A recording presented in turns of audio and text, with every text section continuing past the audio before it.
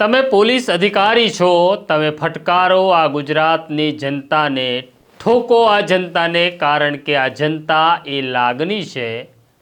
તમે પ્રજાને ફટકારો, અધમૂવી કરી નાખો તો પણ આ પ્રજા બોલશે નહીં, કારણ કે આ પ્રજાને ખબર છે કે અમારી ફરિયાદ સાંભળનારું કોઈ નથી. આપણા પ્રધાન સેવક સુરત આવી રહ્યા હતા અને પ્રધાન સેવકના રિહર્સલમાં એક 15 વર્ષના બાળકને પોલીસ ટીચી નાખે છે અને તેને પછી સજા કરવામાં આવી હોય એવો દાવો કર્યો છે. પણ આ સજા કેટલી છે અને કેવી રીતના આ અમલદારો આપણને મૂર્ખ બનાવે છે તેની વાત છે.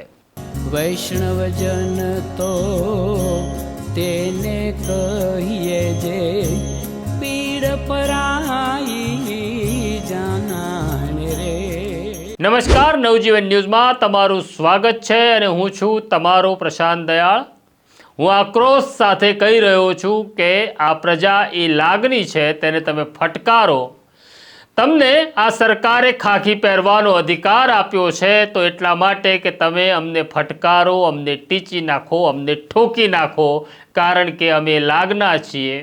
અમને માર ખાવાની આદત પડી ગઈ છે, અમને અપમાન સહન કરવાની ટેવ પડી ગઈ છે, અમને ચૂપ રહેવાની ખબર પડી ગઈ છે, કારણ કે અમને ખબર છે અમારો અવાજ સાંભળનારું કોઈ નથી, કારણ કે આ સરકાર બેરી અને ગૂંગી થઈ ગઈ છે. આપણા પ્રધાન સેવક જ્યાં જ્યાં જાય છે ત્યાં પોલીસ બંદોબસ્તના નામે જે પ્રજાને પરેશાન કરે છે તે તો મેં, તમે અને આપણે બધાએ ભોગવ્યું છે.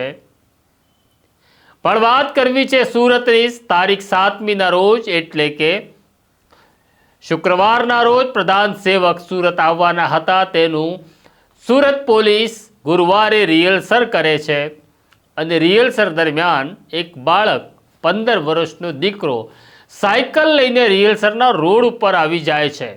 ખરેખર તો આ પોલીસની ચૂક હતી, કારણ કે આટલા બંદોબસ્ત વચ્ચે એક બાળક કેવી રીતના સાયકલ લઈને પહોંચી ગયું, ખરેખર તો તેની તપાસ થવી જોઈતી હતી, પણ તપાસ તેની થતી નથી. આ બાળક જ્યાંથી સાયકલ લઈને જતો હતો ત્યારે ત્યાં આગળ મોરબીના police sub inspector B.A. Gadhvi બંદોબસ્તમાં હાજર હતા. બાળકને જોતા તેમનો ગુસ્સો 7મા આસમાને જાય છે. બાળકને ટીચી નાખે છે, વાળ ખેંચીને મુક્કા મારે છે. આ જોઈને ગુસ્સો આવે, પણ ગુસ્સો કરવો નથી, કારણ કે આપણે કંઈ બગાડી શકતા નથી, તો શું કામ ગુસ્સો કરવો. જ્યારે આ ઘટનાની ખબર સુરતના પોલીસ કમિશનર અનુપમસિંહ ગેહલોતને થાય છે ત્યારે તાત્કાલિક આ ગઢવીને બંદોબસ્તમાંથી પાછા બોલાવી તેમને મોરબી મોકલી દેવામાં આવે છે. અનુપમસિંહ ગેહલોતના રિપોર્ટ પછી આશા હતી કે મોરબીના એસપી એવા પગલાં લેશે કે ક્યારે ખાખી પહેરનાર તુમાખી ન કરે, ક્યારે ખાખી પહેરનાર કોઈને ટીચી ન નાખે. આ ખાખી પહેરનાર જેને રક્ષણની જવાબદારી આપી છે તે નિર્દોષને રંજાડે નહીં. પણ સલામ કરવી છે મોરબીના એસપીને. તેમણે સજા તો કરી, પણ કેટલી?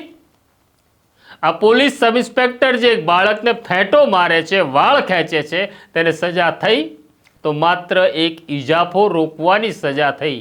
એટલે કે એક ઇન્ક્રીમેન્ટ રોકી દેવામાં આવ્યું અને કહેવામાં આવ્યું કે કડક સજા કરી દાખલો બેસાડ્યો છે. શરમ આવે છે, શરમ આવે છે આવું કહેતા કે આને કડક સજા ગણવામાં આવે છે.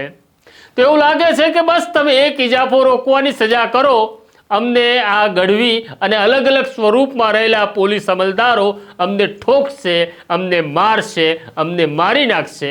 બસ તમે ઈજાફા રોકીને સંતોષ માનો કે તમે પગલાં લીધા છે, તમે સજા કરી છે.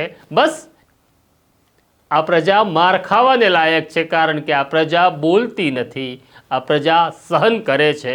આ પ્રજા ચૂંટણી આવે ત્યારે ચોક્કસ પાર્ટીનું બટન દબાવે છે, કારણ કે ત્યારે તેમને હિન્દુ અને મુસલમાનની વાત યાદ આવે છે. આ સ્થિતિ છે આપણી. કમનસીબ ઘટના છે.